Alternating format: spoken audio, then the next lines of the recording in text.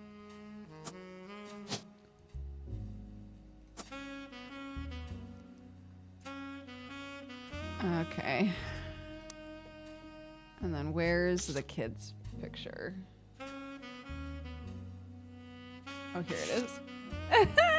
The quote below the picture was credited to Jason.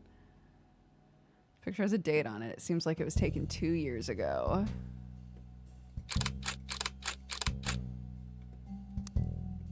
Okay, well, this is definitely the youngest.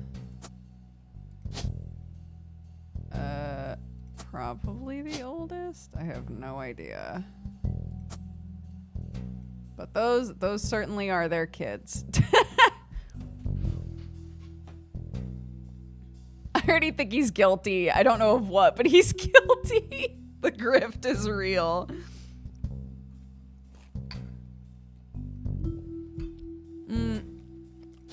Okay, hold on. Jem, Jason, and Zach.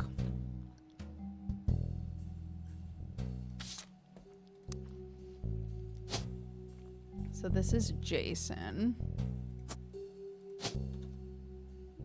Jem. Zach.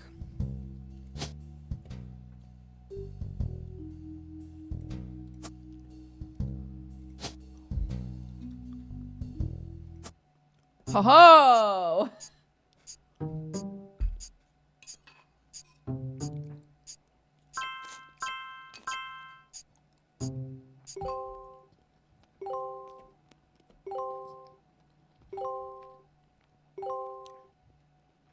Booyah.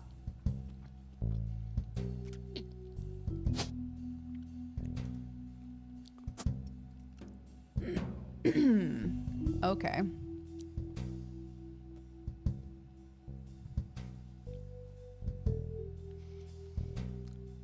Okay. Stuff's starting to come together, dude.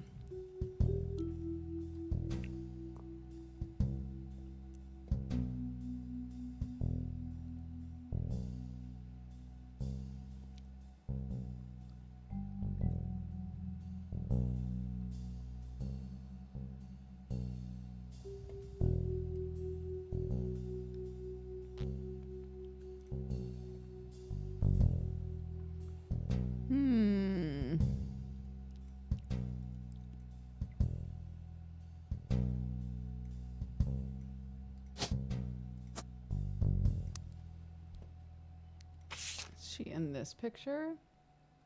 I'm gonna guess that's her.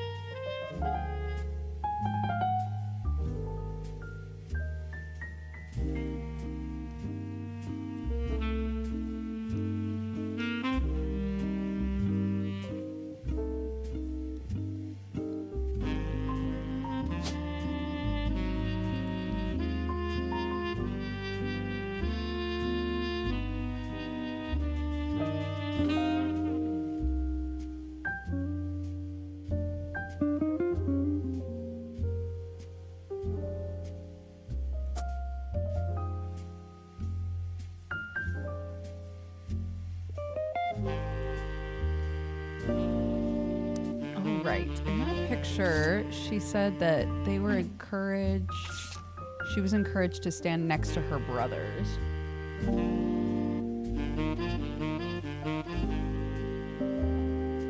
Insisted the four of us stand together. We clumped up in the middle and let everyone filter in behind and in front of us. Okay, so these four. These are they.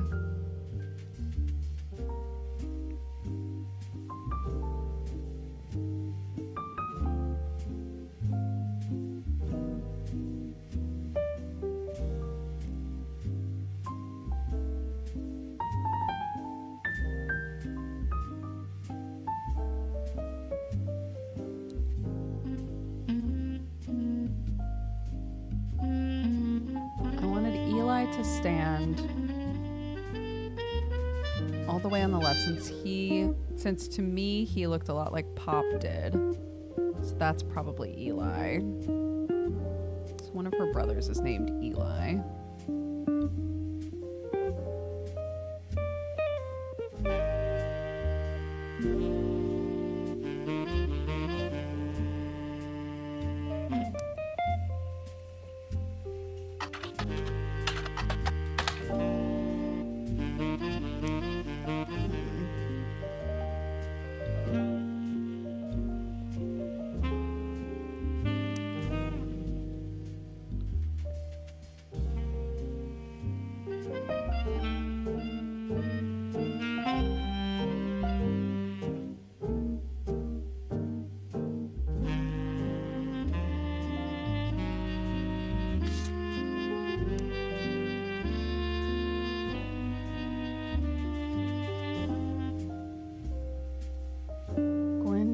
It in.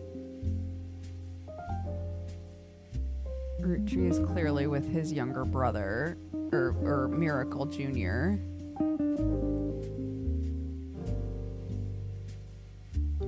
Or was that Miracle and Miracle Jr.?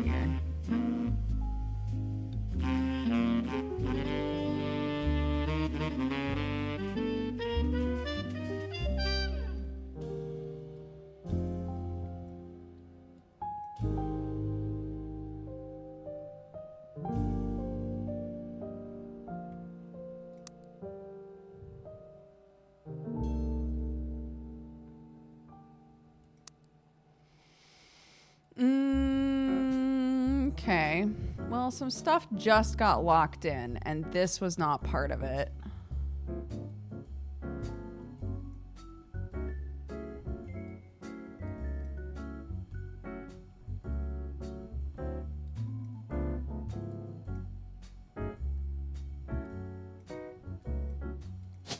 So maybe this is Gwendolyn Roottree, and this one is Gwendolyn Morden.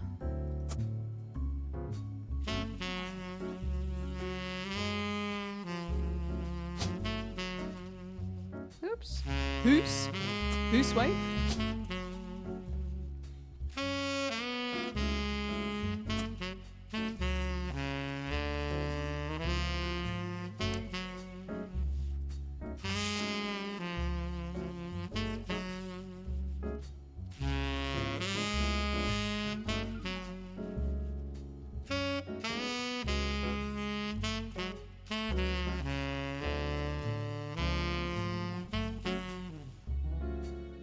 Next President Guy Hudson. Carolyn Gwyneth M. Gwendolyn. Miracle Jr. Jim Roottree, Clark Carl, and Eli M.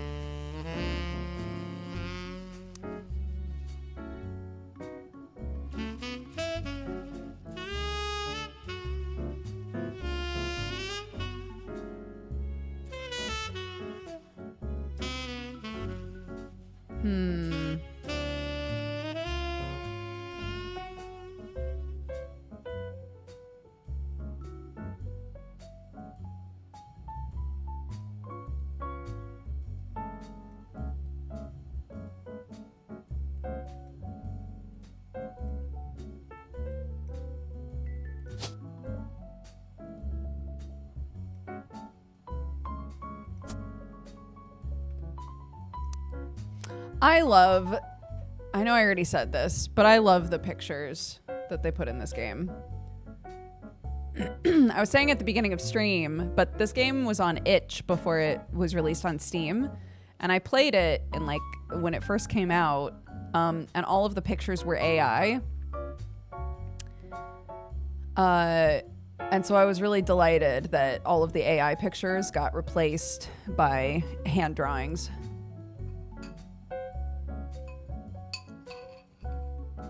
Because at the time that I started playing it, a bunch of people were like, I think this game is so cool.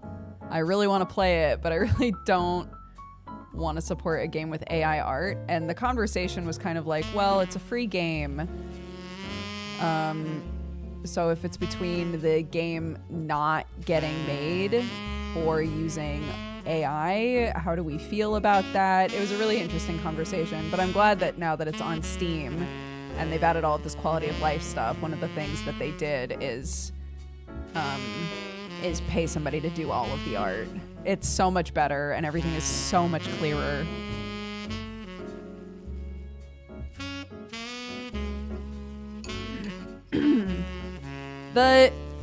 That could be because the original pictures were AI, and so maybe the artist was asked to like try to kind of make the people look the way that they looked in the game originally. I don't know.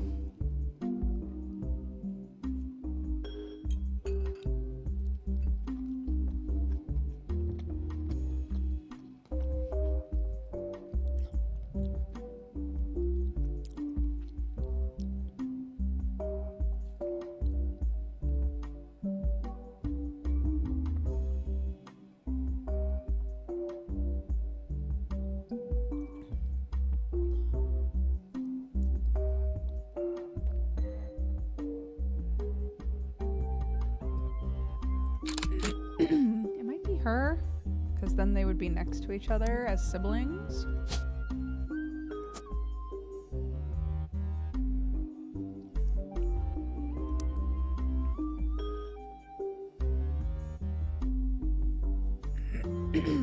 The redheads have all got to be related.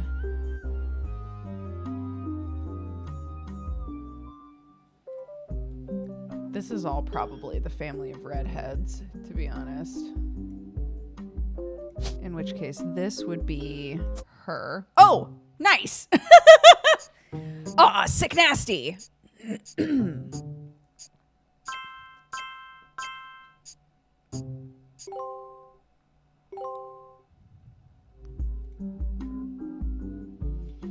Hell yeah! Okay, so these two are gonna be the two redheads in the picture then, these two.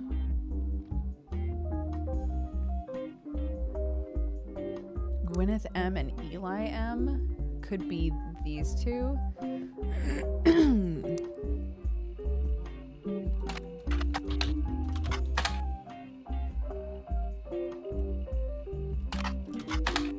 Oh no, because Eli M has it written on his jacket.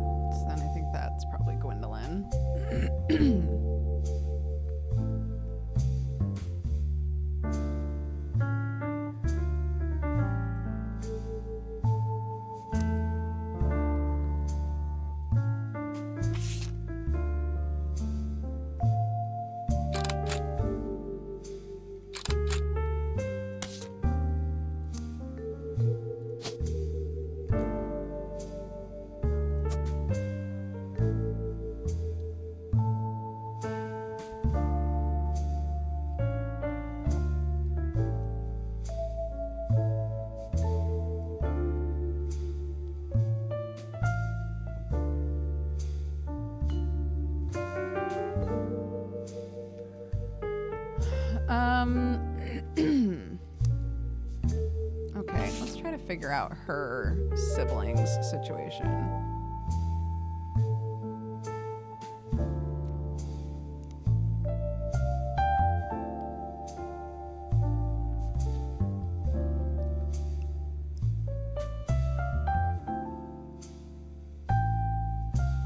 I guess I haven't actively looked for this yet. Television series on the Star Trek franchise. None of this seems to have to do with your search for the Roottrees family. That's pretty funny. Okay.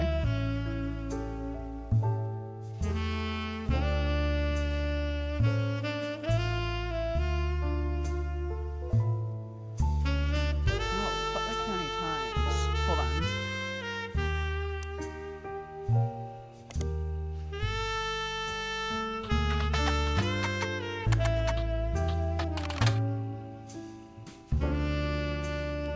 They go into a bit of Lauren's history. She grew up around the famous Roottrees family. She wrote romance books involving historical figures such as pirates and knights that were released under her married name Rafferty. Now her diary is being released under her birth name Roottrees. The reviewer gives it a 4 out of 5 and claims it captures the evolution in perspective from adolescence to adulthood and a true feeling of change in society across multiple decades. They call special attention to the author's recollection of the day she heard her husband Jacob died in the war, how times have changed in the more than 20 years between the first and last diary entry. The writer of the review mentioned that because the majority of the interactions in the book took place in Butler County, including many locations they personally recognized, it made everything feel more real and perhaps contributed to a higher score than it would have received otherwise.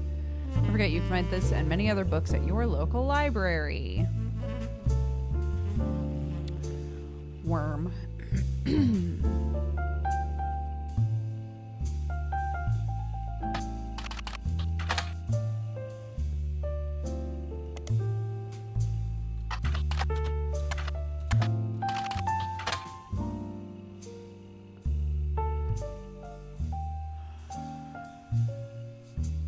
I look for these?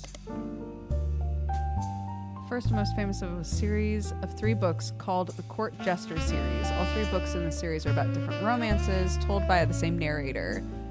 You can probably surmise the narrator's profession. The 2 other books were called Return to Court and New Romance in Court. The books had some popularity when they were released in the late 60s. Oop. Court Jester.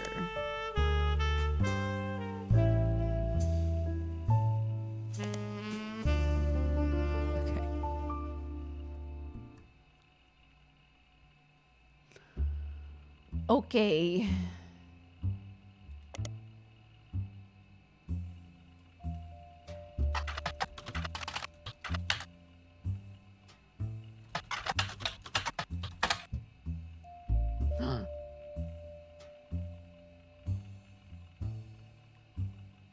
Re-released as Romance in Court. Yeah, I know.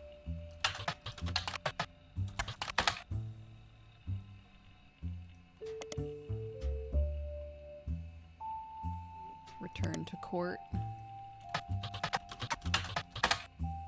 Oh my goodness. Oh my goodness.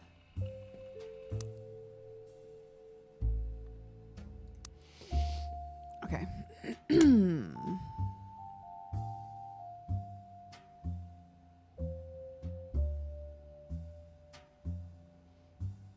Harrison Lane and Bill Williams.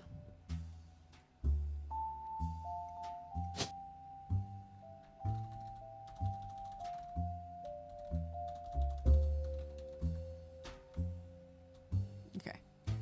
So it's none of them. Good to know.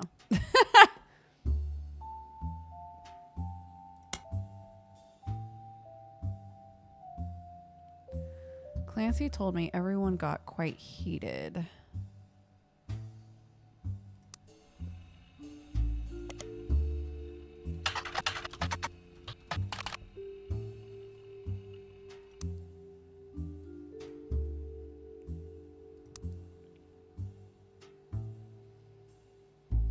Granddad was furious none of his sons would take over as president. Architects, preachers, and lawyers.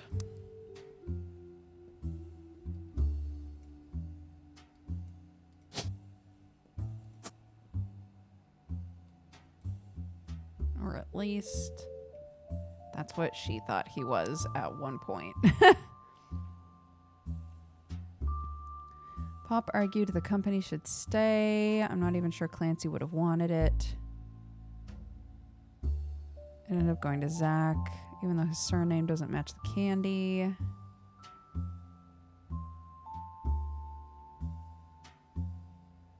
I'll never forget the cuss words Pop used when he told Ma it wouldn't go to us.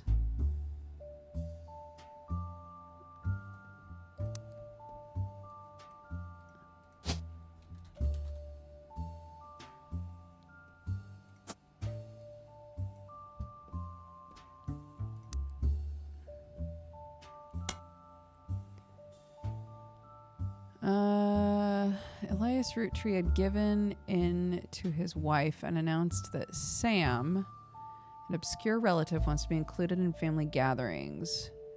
Gwyneth had been pushing to include Sam for quite some time.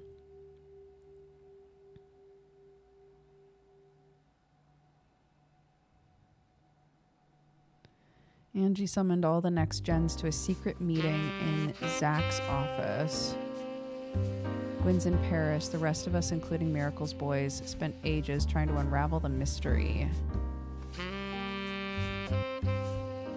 Uncle Junior's wedding to Patsy.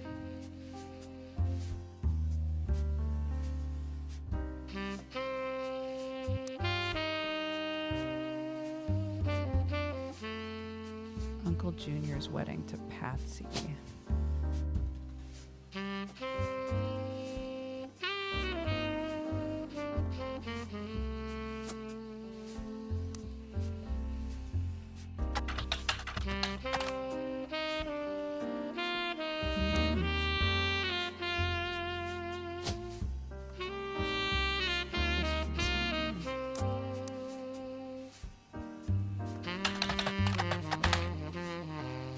Steel Company in Butler County. On a World War II history page you find it contributed to the war effort by creating parts for vehicles.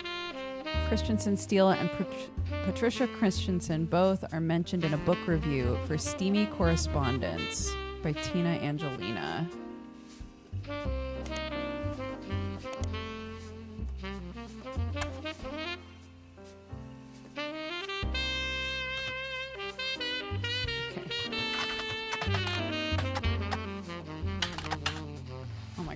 Ends? Yeah, Tina Angelina.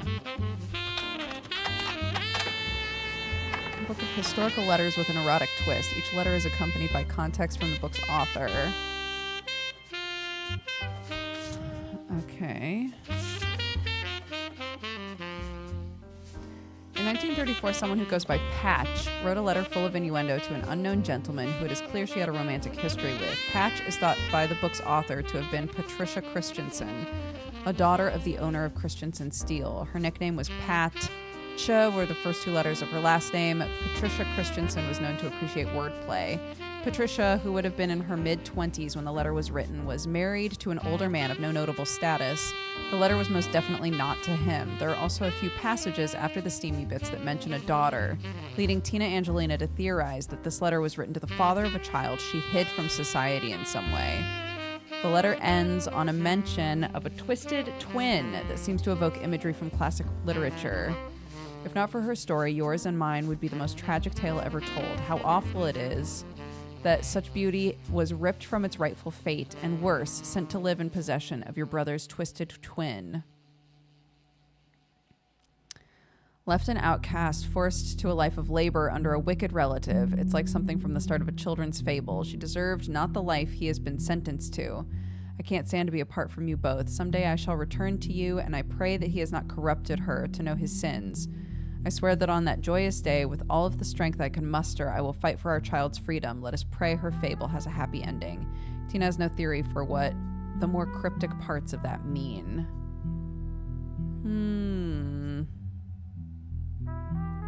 Married to an older man of no notable status. A twisted twin that seems to evoke imagery from classic literature.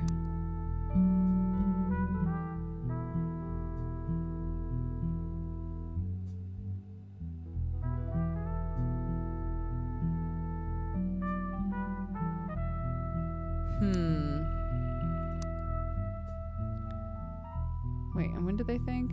In 1934. Who is Tina Angelina?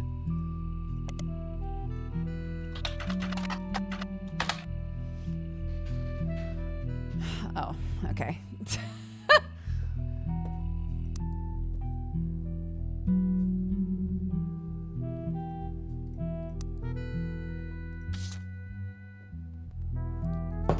Oop! Oh my goodness.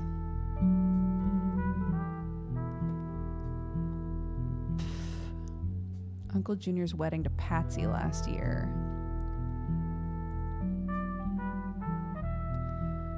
At the reception, when I asked who Sam was, Pop shushed me and said it was complicated. So Sam might be a daughter. I'm gonna say this is this.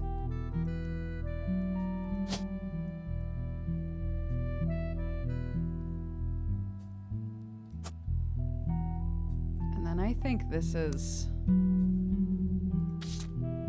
I think the game is specifically trying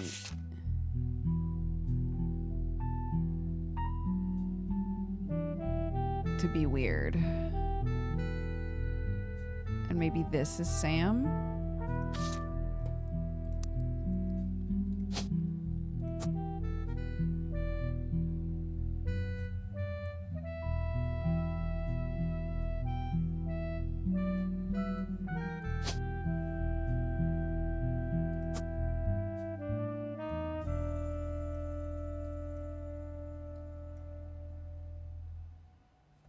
And her, like, letter was to him about their daughter.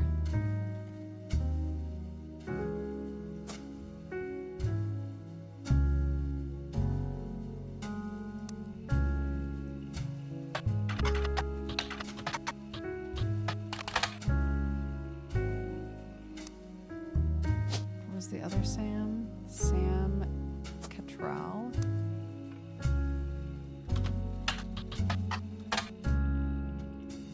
Two L's?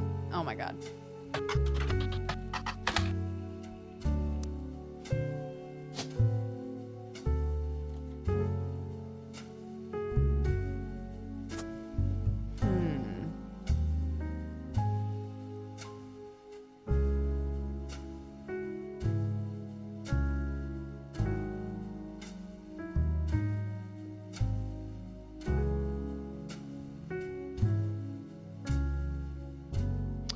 Wait, but there was also...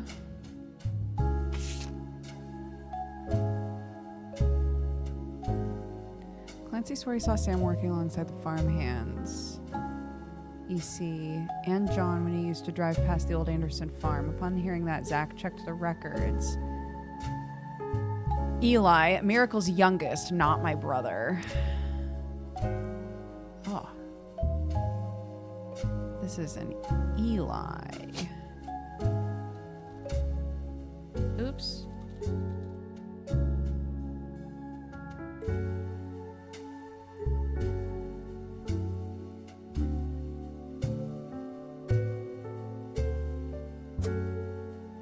Elias M.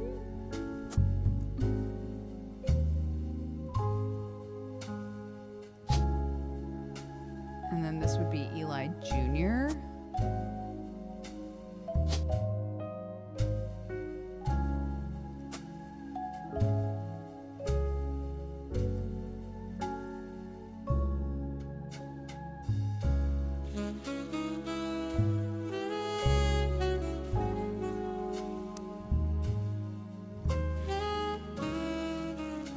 Riding his mini bike alongside the farm a few weeks ago, Sam gave him some old tools and taught him how to make the bike's engine faster. None of us think that proper for a multitude of reasons, but Eli certainly seems thrilled. Yeah, I think Sam's a woman because she's very old-fashioned, isn't she? She would think that that's super weird. Sam, like, teaching Eli how to fix a bike.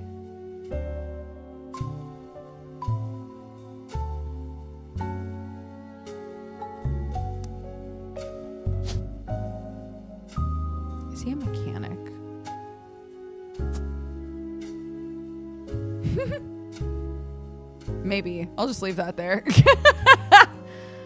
I'll leave that there. We'll see what happens. This picture is hilarious. It looks like he's doing the like, you know, when you like tuck in your top lip.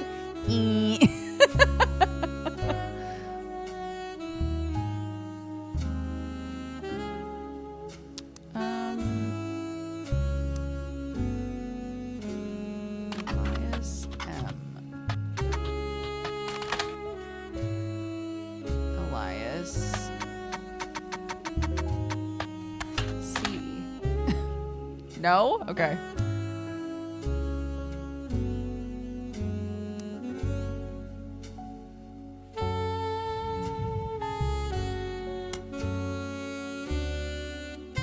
Clark's getting married. In my opinion, far too young. Danielle isn't much older.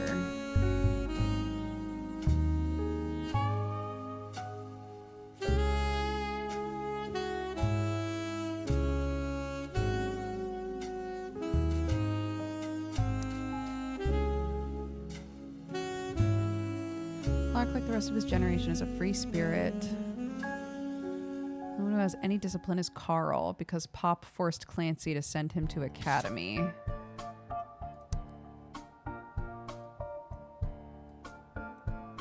Right. Carl, Clancy.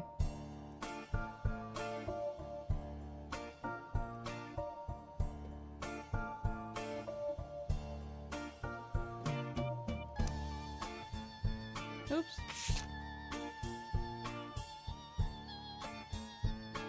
My brothers all seem to pursue paths of knowledge. Pop seems to have gotten over it. Edward is set to take over his department once he retires.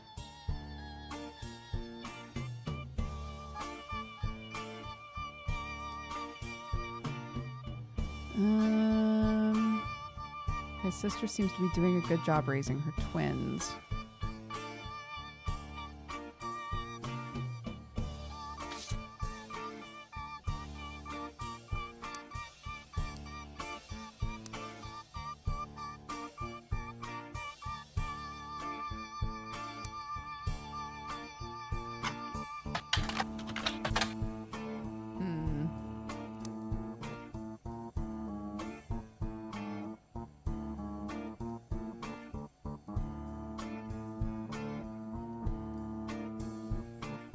I have so much random stuff just plopped. Just plopped into places. And it's hard to remember like what was put where when, you know?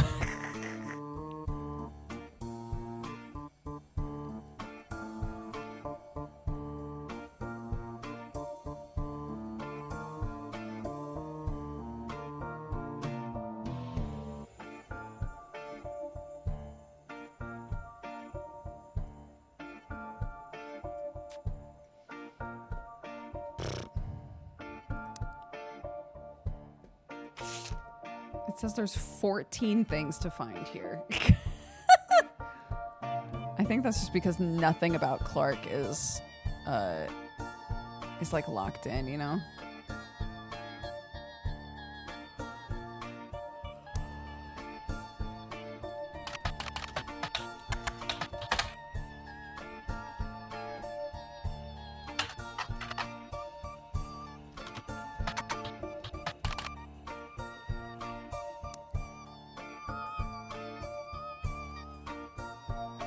Rafferty, right?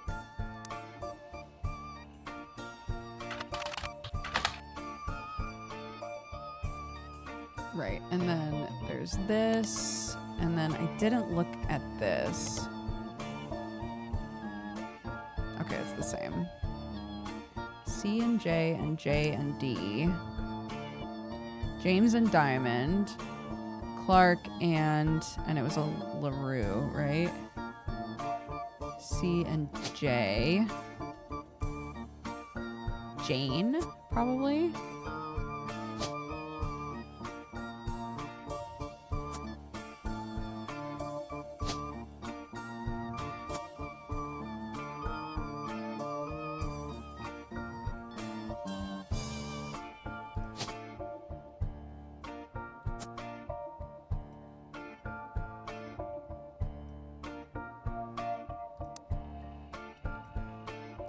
Jane LaRue. Ooh!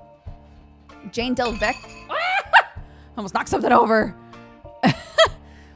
Jane Delvecchio is listed on a talent for hire site as a wedding singer. Way down in the credentials section of her biography, it mentions she got her start as a young girl when she was Jane LaRue of the Lucky LaRues. Mentions to only contact her agent in the event that you actually wish to hire her, that any and all inquiries about her past or her sister would be ignored. Uh-oh.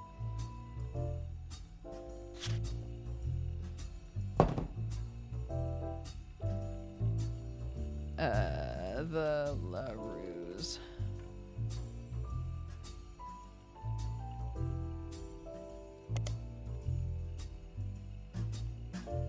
She was Jane LaRue of the Lucky LaRues. Search.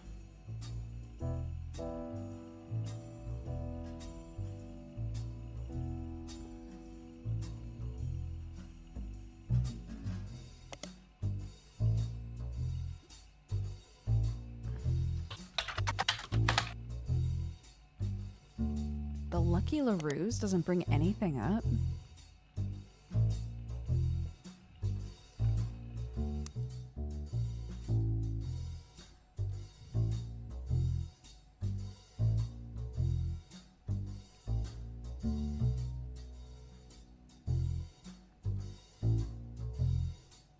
Oh, I guess that's considered the Lucky LaRue's page.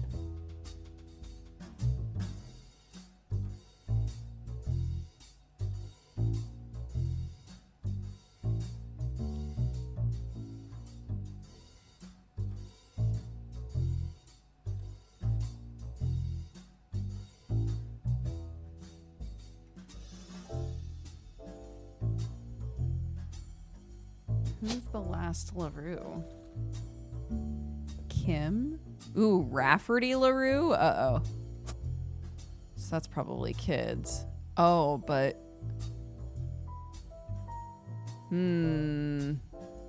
Okay, hold on. Let's look. Kim LaRue? No.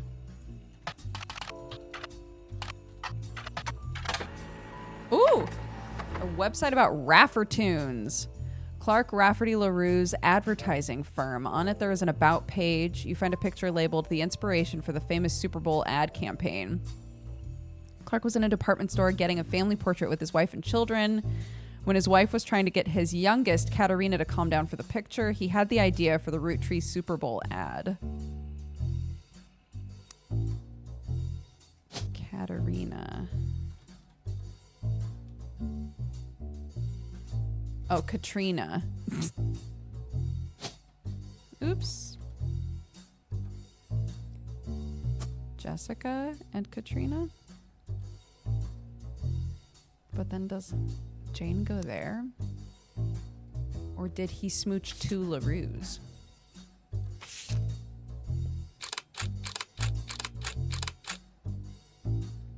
The Raffertunes website. Clark was in a department store. Right. What's this? His advertising firm. Oh my gosh. So he's in advertising.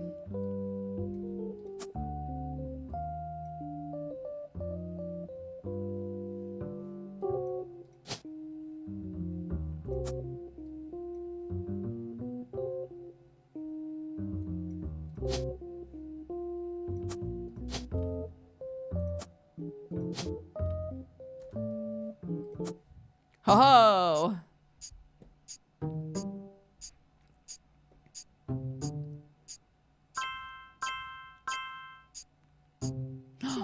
that was right.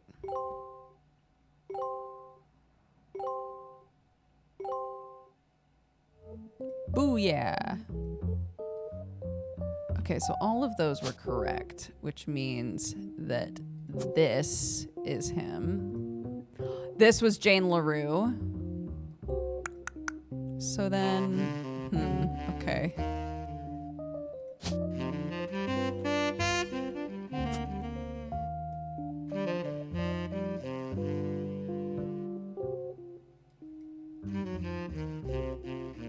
Okay, well, he's finally locked in.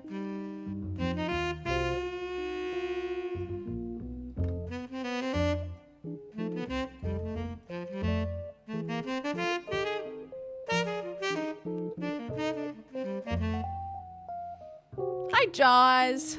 I like that even the kids have occupations. I know.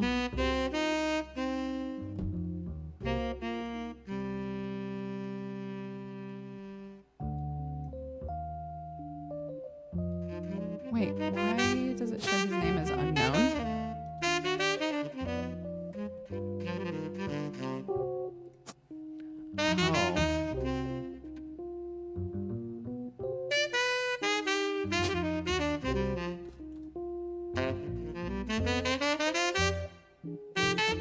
Ernest Jr. Madsen.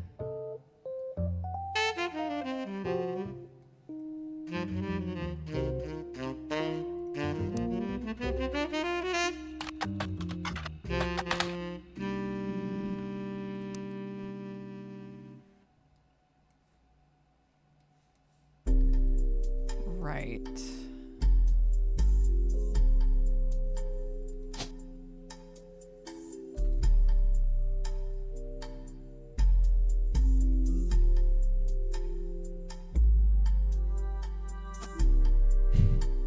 Are they both Elias? Job title, little. Yeah, one of the job titles is called baby. So, yeah.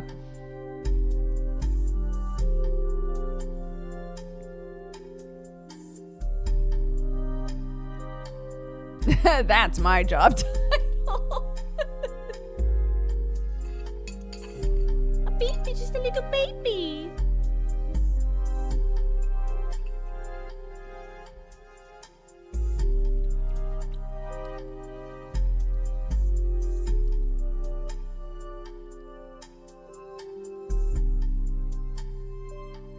It's killing me that I can't find the names of her sons.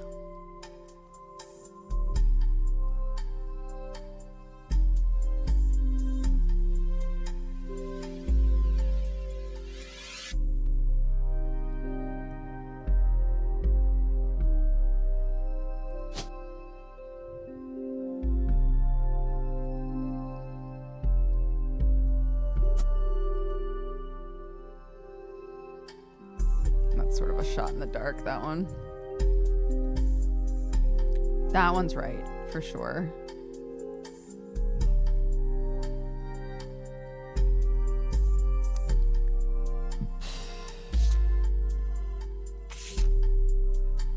Okay.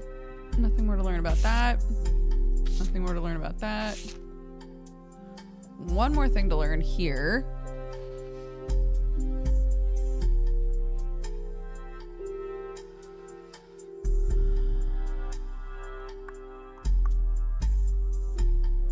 Only the great-grandson of Elias could make this go this sweet. Peter Janowich.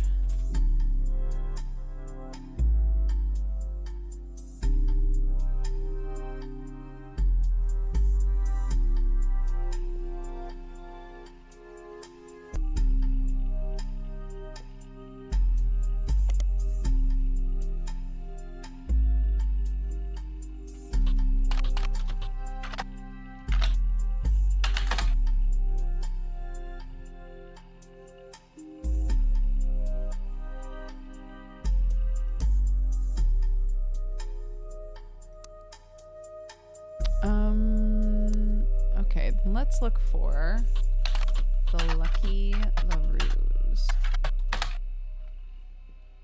Ooh, here we go. You find a small section focusing on young, upcoming talent that Modern Music Monthly predicts will make it big. It has this to say about the LaRues. The LaRue sisters got their start doing session work for their great uncle's record label. If you remember any songs from 1960 to 1965 that featured the voices of kids, they were probably involved. Back then, they were credited as the Lucky LaRues. Now that he's passed, they've moved on to bigger and better ventures and are going by their full names. Diamond and Jane have been touring with some famous faces. Ever heard of the Roottrees? And are looking to release an album sometime in the next year. The youngest, Kim, is about to step into a prominent role on Broadway, taking over for one of the children in Oliver. Lucky LaRues indeed.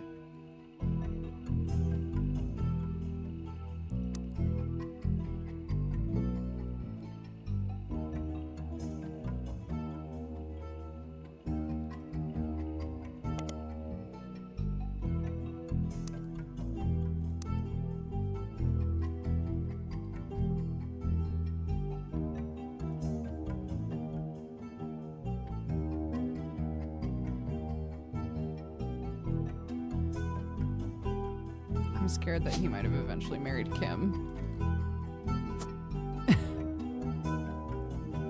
I'm worried. But I guess we'll find out.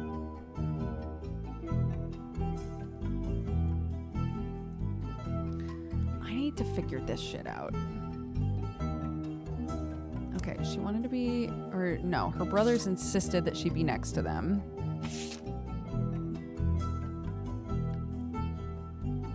I wanted Eli to stand all the way on the left, since he looked a lot like Pop.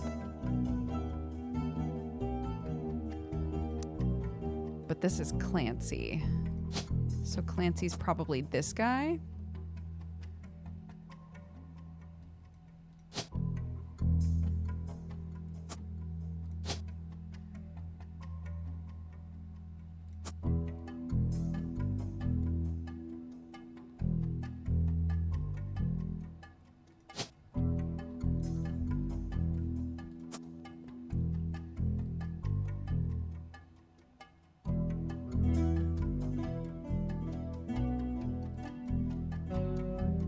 Assuming this. Because Elias C would make sense if Clancy got passed down everywhere.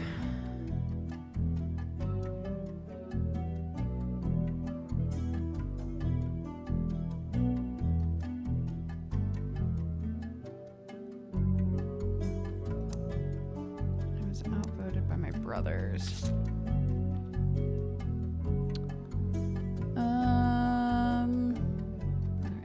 Pictures of them? I don't think so.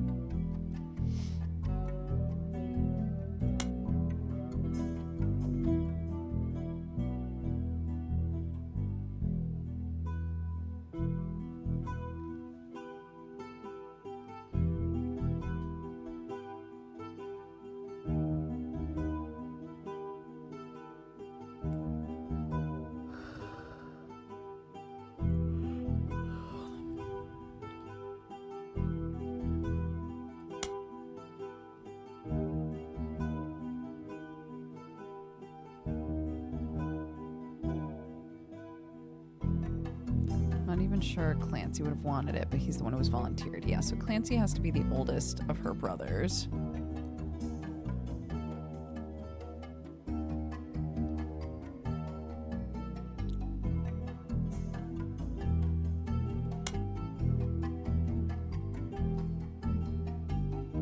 Why doesn't she mention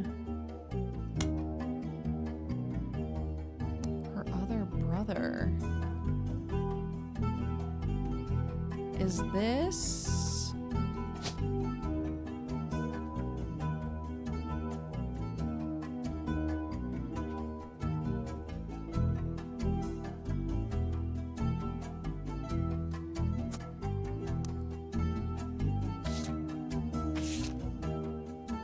No, because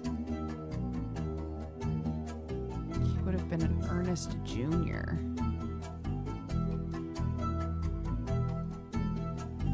Because then they would have had a daughter. So that's not who I'm thinking of.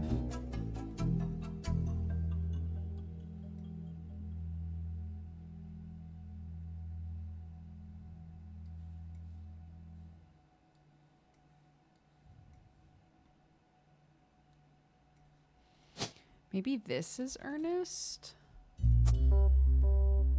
And then no, because there's two kids here.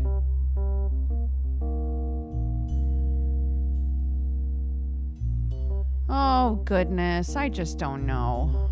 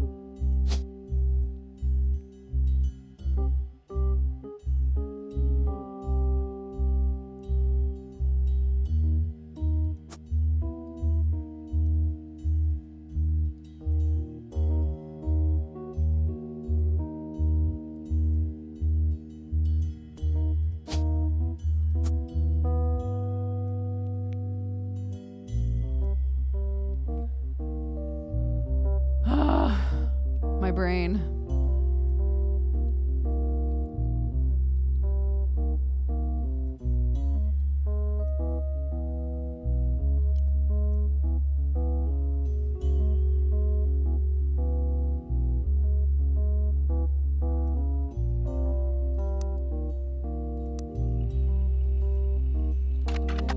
Oops. Gwendolyn Morden.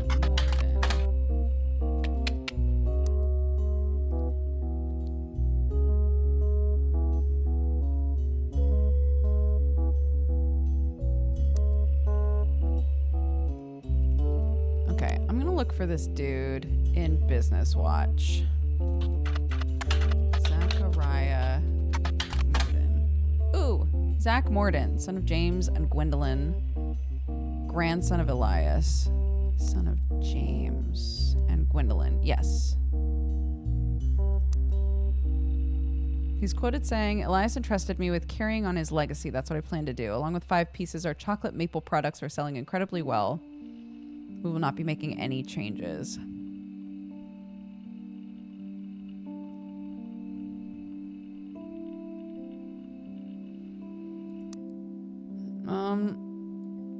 Okay.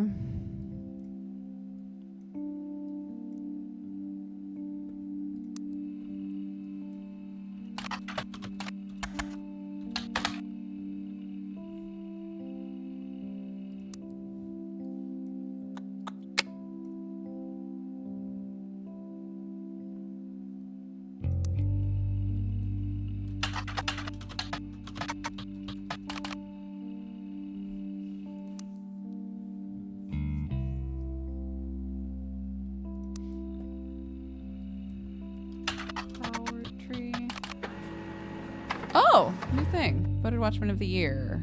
The cover and summary of the article has been added to your evidence. Oh. Oh, look at him. Boop.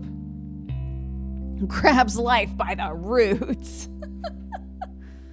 Carl Roottrees was voted Watchman of the Year in 1987, the year I was born. A photo of him appears on the cover. According to the cover, Business Watch is the magazine for and about corporate leaders and has ongoing coverage of who's who in the corporate world. Carl was chosen not for his work at Roottree Candy, but rather a clothing company, Root. There's a brief history. Before they married, Carl's wife Brenda was a fashion consultant. When Raina was born, Brenda retired to become a stay-at-home mother. Looking for a creative outlet, she spent any free time she had at the sewing machine. Raina's new clothes were a hit with other parents, including Carl's cousin, Jim Roottree. Carl's cousin, Jim. His cousin, Jim, huh? Okay.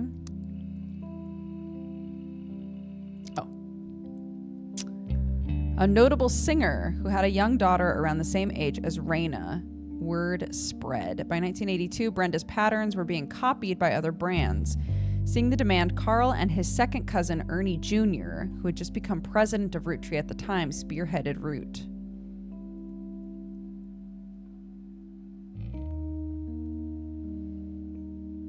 Second cousin. 87. 1987.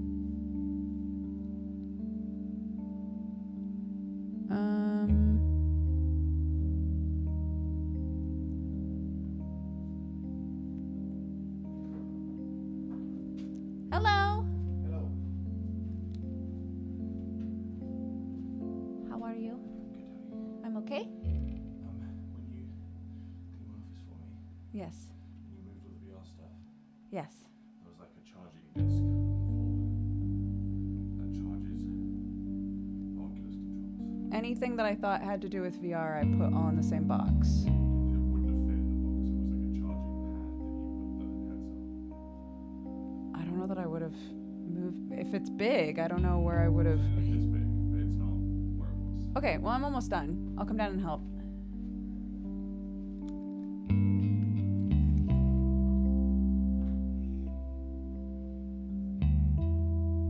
Okay.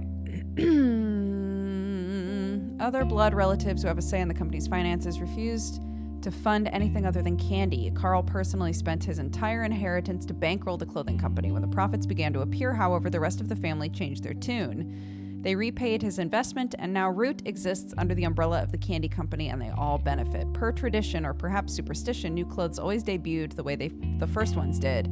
Raina became their catalog's cover model. As she grew, the product line expanded to older kids as well. Her younger sisters were then recruited to show off baby clothes. Carl was voted Watchman of the Year primarily for his personal gamble and the ensuing payoff. Okay, so Ernie Jr. was his second cousin.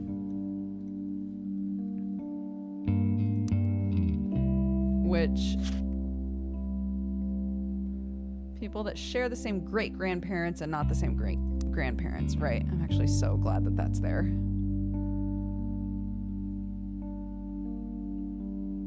Carl's second cousin.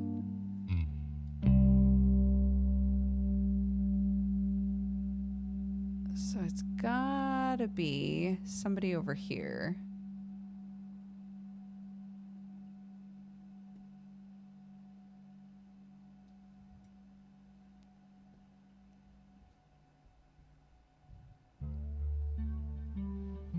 So maybe this is wrong.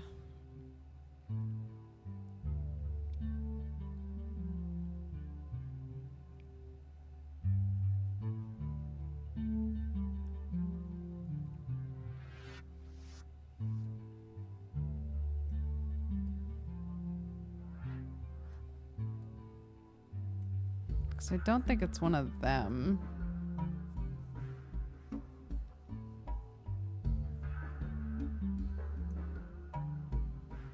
It's got to be one of these two.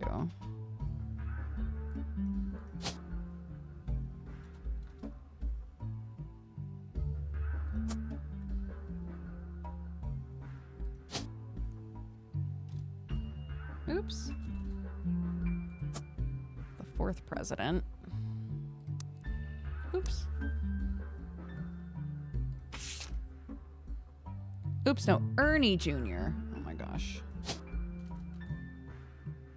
Ernest Jr.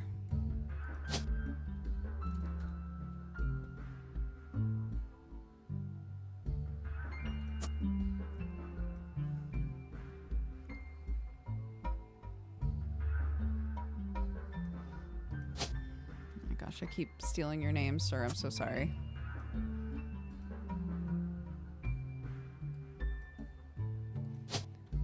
And then Deborah Bean and Nicole Madsen.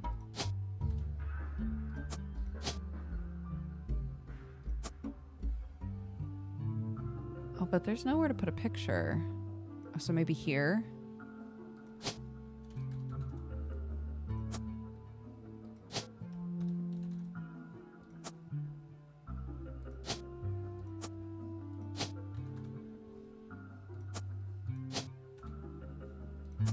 Yes!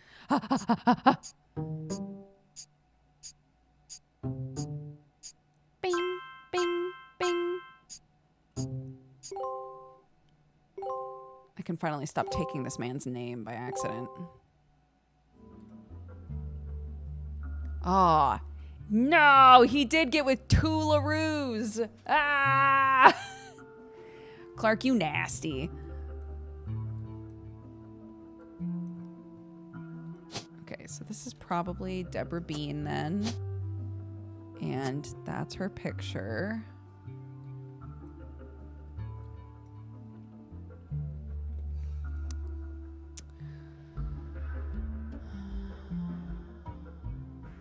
Okay.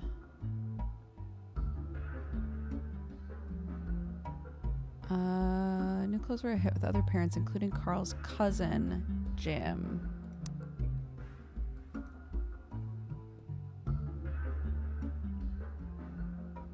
Jim, who's this guy? Right.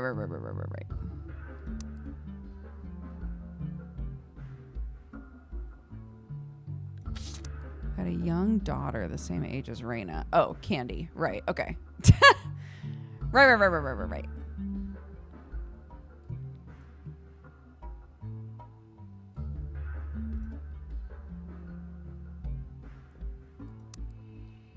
Ernest Jr. Madsen.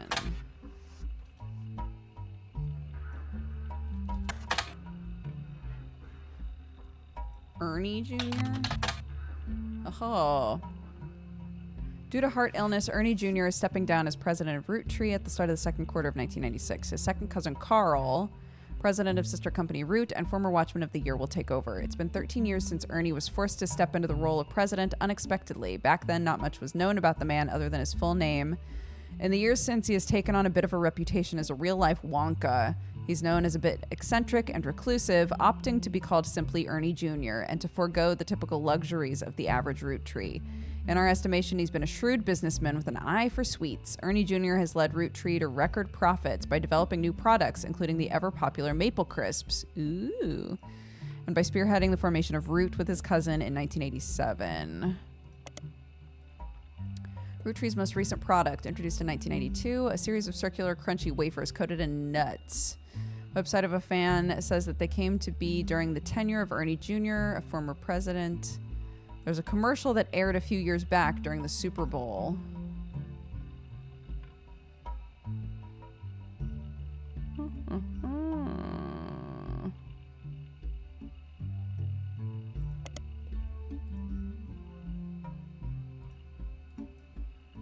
Maple Crisps. Maple Crisps.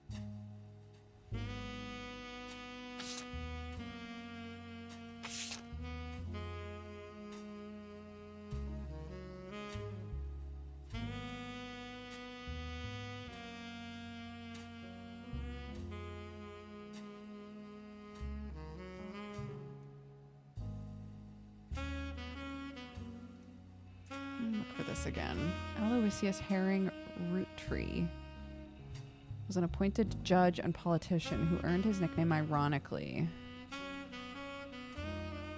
Tried to run for state senate. He claimed to be related to the Roottrees Candy Company. Came out the last name was merely a coincidence.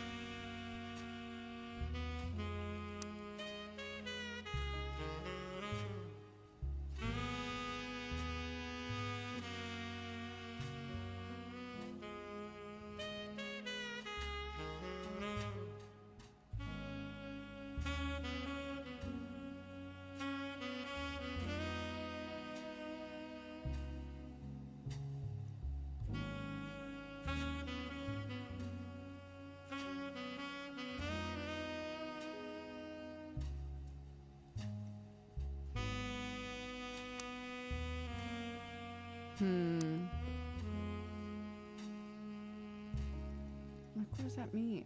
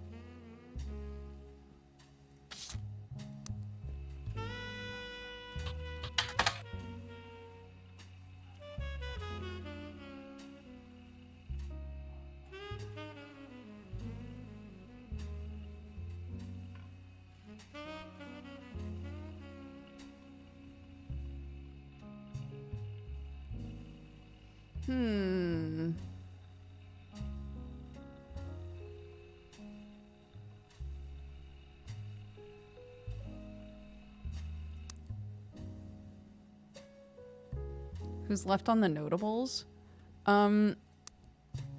I think the reason that it's still pinging as having one thing is because we technically found red root tree, but they weren't actually a root tree. But I can't tell if they actually weren't a root tree. Does that make sense? Because there's this implication that like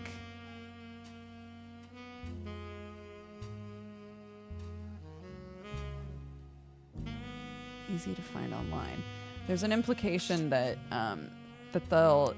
that in the past this family has done things to try and cut each other out.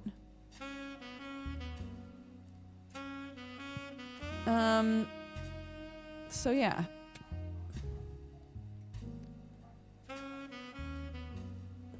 Boy howdy.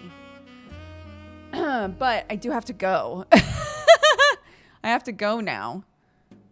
But yeah, that's the Roottrees are dead. We should definitely try to finish it because I love games like this. You got so many already. I know. It's all coming together. Hey, thanks so much for watching, guys. No surprise weird streams tonight. I'll be doing deadbeats. But yesterday we did a sponsored stream in the evening. That was sort of unplanned, but it was for a game called Aloft, and it was really fun. Sam's also going to be doing a sponsored stream for it tonight, apparently. So if you want to watch him play it, or if you want to watch my VOD, those exist. It's like a really cozy survival game, which is an odd series of things to say. But yes, I will be back tomorrow. Summer and I are going to play some stuff, and then we've got Geekenders. Yeehaw. Chrissy, thank you for the 120 months. Pepperin for the gifted sub. Kelly for the 42. Soul for subscribing. Abrupt KOS for subscribing as well. Welcome to the Cat Gang, guys. Yellow Gummy Bear for the 26. Sim Shadows for the 2 years. Happy Anniversary. Ectrix for the 87. Tana O'Neill for the 67. Dojum's Zingatorix. Forecast Gray, thank you guys so much for the gifted subs. Electrical Owlet for the 32. Antheo Dreo for the 91. Male Malay, Aura Harako, thank you very much for the gifted subs. Exakel for the 79. Emsemadream for the 16. Kalira for the 89. And Natera for the 49. Thank you all very much. Let me see who's live right now. Bow ba dow dow, bow ba dow dow, bow ba dow dow, bow ba dow dow.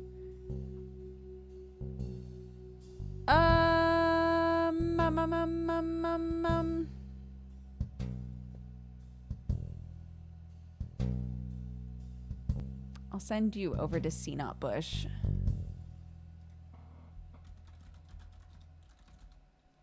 B-U-S-C-H? Yeah. I always double check because I'm always worried. Have a fantastic day, everyone. I'll see you tomorrow. Okay? Take care of yourselves. Be kind to one another. We will solve this mystery probably next week since tomorrow's Friday. But yeah, I'm excited. It was a fun game. See you next time, guys. Bye-bye.